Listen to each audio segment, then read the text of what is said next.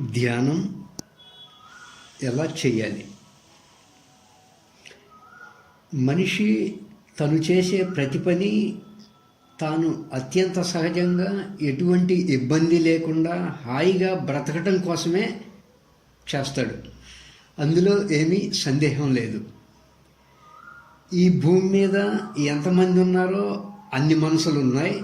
ఎన్ని మనసులు ఉన్నాయో అన్ని రకాల ధ్యాన పద్ధతులు ఉన్నాయి. ఎన్ని మనసులు ఉన్నాయో అన్ని కథలు కూడా ఉన్నాయి. అంటే ఎవరి కథని వాళ్ళే సాల్వ్ చేసుకోవాలి.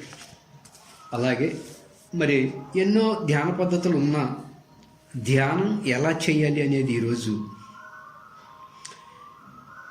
ధ్యానమును ఒక మంచి చల్లటి వాతావరణంలో అయితే ఎక్కువసేపు చేయొచ్చు. క్రింద మెత్తగా ఉండేవి చూసుకుని కూర్చుంటే ధ్యానానికి భంగం కలగదు. ఎట్లా కూర్చుంటే మీకు అనుకూలంగా ఉంటుందో, ఎక్కువసేపు కూర్చోగలరో అలాంటి భంగిమలో కూర్చోవాలి. చిన్ముద్ర ధరించైనా కూర్చోవచ్చు, లేదు రెండు చేతులు కలిపైనా కూర్చోవచ్చు. కుర్చీలో కూర్చున్న వాళ్ళు కాళ్ళు రెండు క్రాస్ చేసుకోవాలి. అయితే ఇంకో మాట, కూర్చున్నప్పుడు దేహము కూడా చాలా సాఫీగా ఉండాలి. అలా వంగకుండా కూర్చున్నప్పుడు ధ్యానంలో జరిగే మార్పులు మన శరీరానికి ఆరోగ్యాన్ని ఇచ్చేవిగా ఉంటాయి. కాబట్టి అంతేగాక రక్త ప్రసరణ కూడా చక్కగా జరిగే అవకాశం ఉంటుంది. కనుక నడుము మెడ వంగకుండా నిటారుగా కూర్చొని ధ్యానం చేయాల్సి ఉంటుంది. ధ్యానం చేసేవారు ముఖ్యంగా రెండు కన్నులు మూసేయాలి. అంటే కన్నులు తెరిచిపెట్టాము అంటే విక్షేపాలు కనబడుతూ ఉంటాయి. అంటే దృశ్యాలే కనపడుతూ ఉంటాయి. మన చూపులన్నీ వాటికి మీదకు వెళ్తూ ఉంటాయి. కాబట్టి రెండు కన్నులు మూసేయాలి. పెదవులను, నాలుకను, చిరునాలుకను కదలనీయకుండా ముక్కు రంధ్రాల్లో నుంచి లోపలికి వెళ్ళే శ్వాస మీద కానీ, ముక్కు రంధ్రాల నుంచి బయటికి వెళ్ళే శ్వాస మీద కానీ మన గమనికను ఉంచలేము. బహు జాగ్రత్త.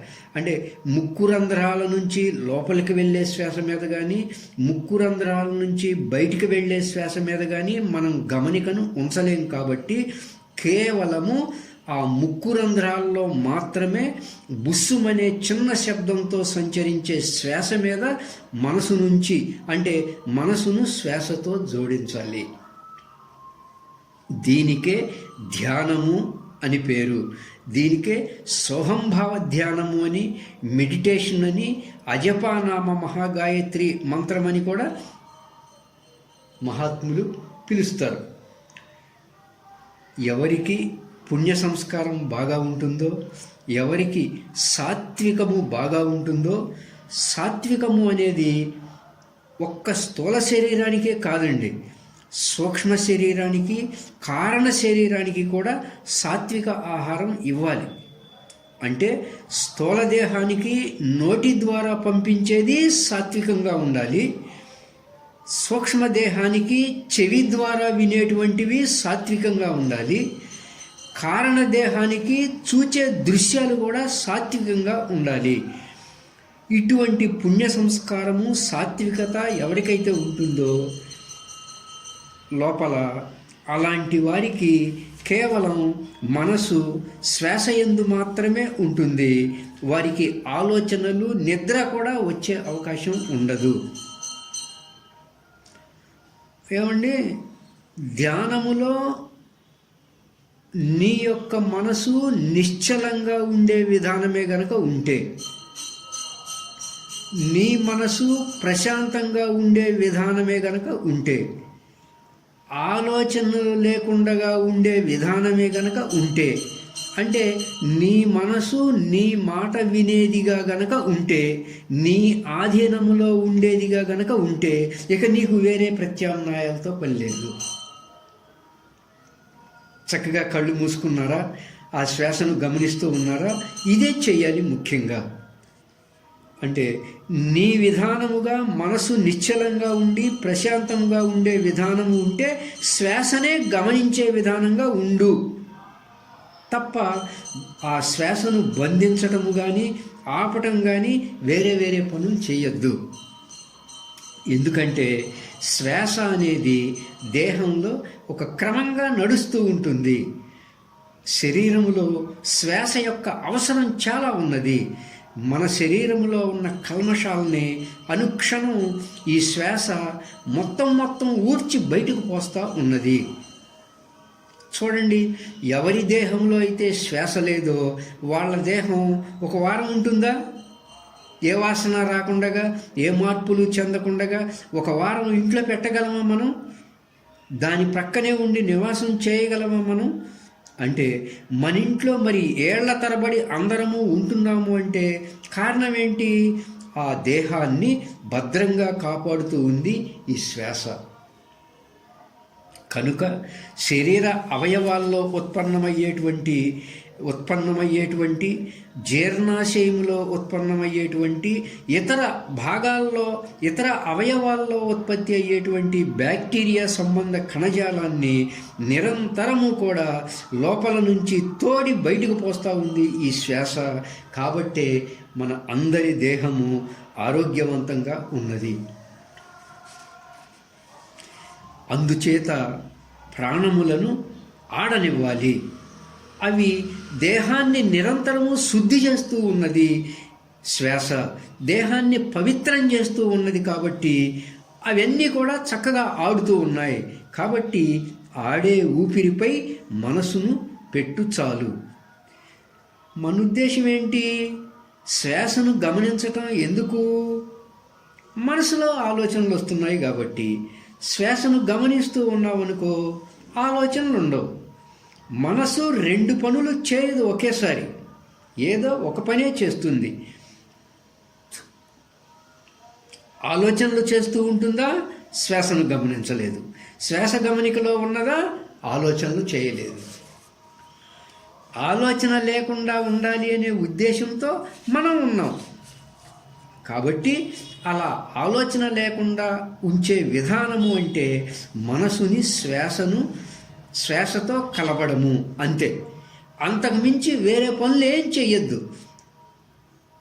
ముక్కు నాసికాగ్రం మీద కానీ, బయట కనుబొమల నడిమి ప్రదేశంలో కానీ అలాంటి చోట మనసును నిలపొద్దు. ఎందుకంటే కళ్ళు 2 అయినా చూపు ఒకటే. అలా తిన్నగా నల్లగుడ్డును తెల్లగుడ్డును సెట్ చేశాడు పరమాత్మ. అలా కన్నులను బలవంతంగా లాగి బయట కనుబొమల మధ్య లేదా నాసికాగ్రం మీద చూసే విధానం చేస్తూ ఉంటారు. అది శృతి యుక్తి అనుభవముగా అవి అక్కడ కాదు. భ్రూమధ్యము అంటే సుషుమ్న అంటే భ్రూమధ్యము. అక్కడ అది పరమాత్మను పొందేటువంటి యొక్క ప్రదేశము. ధ్యానములోకి వెళ్ళినప్పుడు అంటే ధ్యానములోకి వెళ్ళినప్పుడు శ్వాస చాలా వరకు ఆగిపోయినప్పుడు అక్కడ అనుభవానికి వచ్చేటువంటి అంశము భ్రూమధ్యము. కాబట్టి మిత్రులారా, బిగబట్టడం లాంటివి చేయవద్దు. శ్వాస ఆడుతూ ఉంటుంది, దాన్ని చక్కగా అలా ఆడనివ్వాలి. దాని పని అది చేసుకోవాలి కదా. కాబట్టి నీ ఇబ్బంది ఏంటి? ఇక్కడ మనసు అనేటువంటి వస్తువు నిశ్చలంగా ఉండాలి, అంతే మన ఇబ్బంది. నిశ్చలంగా ఉండటం వల్ల నిశ్చలం కావాలి అంటే శ్వాసను గమనించు చాలు, ఆలోచనలు ఉండవు. ఎప్పుడు ఆలోచన లేకుండా పోయిందో అప్పుడు మనస్సు ఆత్మలో చేరిపోతుంది, ఆనందంగా ఉంటుంది. సంకల్పం మానసం కర్మ, దాని కర్మ అది. సంకల్పాలతో ఉన్న మనసులో ఏ సంకల్పము లేకుండా ఉండడం అనేది ప్రధాన అంశము మనకి, అంతే. ఒకవేళ మనసులో ఏ సంకల్పము లేకుండగా దాన్ని నిశ్చలము చేసే విధానమే కనుక నీకు కలిగి ఉన్నట్లయితే నీకిక ఏ ఆలంబన అవసరం లేదు. ఎందుకు పెట్టామయ్యా అంటే ఒక ఆలంబనము నిలవలేము కాబట్టి. ఒక ముసలాయన నుంచోలేడు, ఏం చేస్తాడు? కర్ర పట్టుకుంటాడు.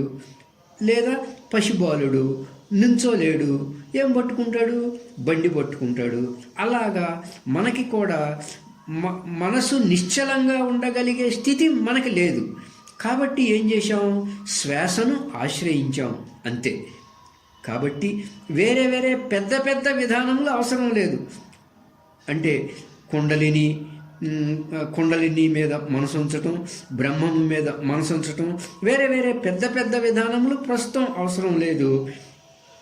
శ్వాసను కేవలం మనసుతో గమనిస్తూ ఉన్న విధానము చేస్తే చాలు. ఆ తర్వాత కలిగే పరిణామాలు ఆ శ్వాసే చూసుకుంటుంది.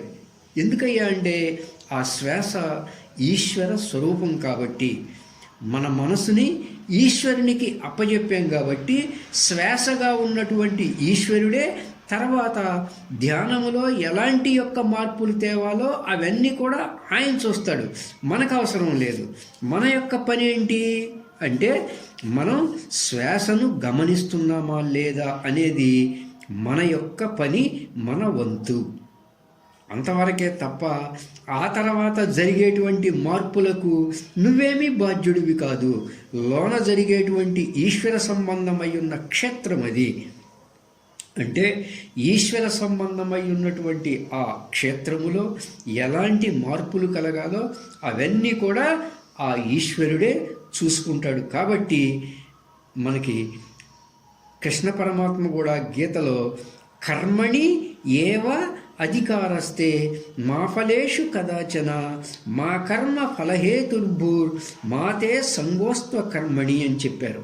అంటే కర్మణి ఏవ, కర్మణి అంటే ఏకవచనం. చాలామంది కర్మలు అన్నారండి. కర్మణి ఏవ అంటే ఆ శ్వాసను గమనిస్తూ ఉండడమే నీ యొక్క ఏకైక పని, అంతవరకే. కాబట్టి ఈ ప్రకారంగా ధ్యానములో అంటే శ్వాసను గమనించేటువంటి ప్రక్రియలో ఉండడమే ధ్యానము. అలా ఎంతసేపు కూర్చోగలిగితే అంతసేపు కూర్చోవచ్చు. ఉదయం కానీ సాయంత్రం కానీ అవకాశం అందరికీ ఉంటుంది. కానీ ధ్యానము చేయాలి అనేటువంటి మంచి ఇంట్రెస్ట్ ఉండాలి ధ్యానం చేసేవారికి. అంటే అలా నువ్వు ఎక్కడున్నావు, ఎలా ఉన్నావు అనే విధానం ముఖ్యం కాదు. మనసు శ్వాస మీద ఉందా లేదా చూసుకో, అంతవరకే. ఎప్పుడెప్పుడల్లా మనకి ఖాళీ సమయం ఉంటుందో అప్పుడప్పుడల్లా కూడా శ్వాస గమనికలోకి వచ్చేయాలి. మనం భోజనం చేసాం, కుర్చీలో కూర్చున్నాం, ఖాళీ సమయం శ్వాస గమనికలోకి వచ్చేయాలి. అది నిత్య జీవితంలో అలవాటు చేసుకోవాలి. అంటే మన జీవితమే ధ్యానం కావాలి. అందుకే తస్మాత్ సర్వేషు కాలేషు యోగయుక్తో భవార్జున అన్నారు. అన్ని కాలాల్లోనూ యోగివి కమ్ము అని పరమాత్మ అంటూ ఉన్నాడు. అన్ని సమయాల్ని మనం వాడుకోవచ్చు ధ్యానానికి. అయితే ఒక సాంప్రదాయ విధాయకము ఉన్నది కాబట్టి ఒక సమయపాలన విధానముగా చేసినట్లయితే ధ్యానం బాగుంటుంది. అందువల్ల మనసు అనేది చక్కగా హంసను గమనించే విధానముగా చేయాలి. ఒకవేళ మీకు ధ్యానంలో ఏవైనా సందేహాలు లాంటివి వచ్చినా కానీ కొంత ఇబ్బందికరంగా ఉన్నప్పటికీ కూడా ముందు ఇబ్బందికి ప్రత్యామ్నాయ మార్గాలు కూడా తెలియజేసుకుందాం. ఉపనిషత్తులు మహాత్ములు బోధించిన ధ్యానానికి సంబంధించిన మరికొన్ని అంశాలని మనం తెలుసుకుందాం. ఏ మహాత్ముని యొక్క దయ వల్లనో మన అదృష్టం కొద్దీ ధ్యాన మార్గంలోకి వచ్చి పడ్డాం. ఆ ఉన్న ధ్యాన మార్గాన్ని కాపాడుకోవడం మన యొక్క ధర్మం.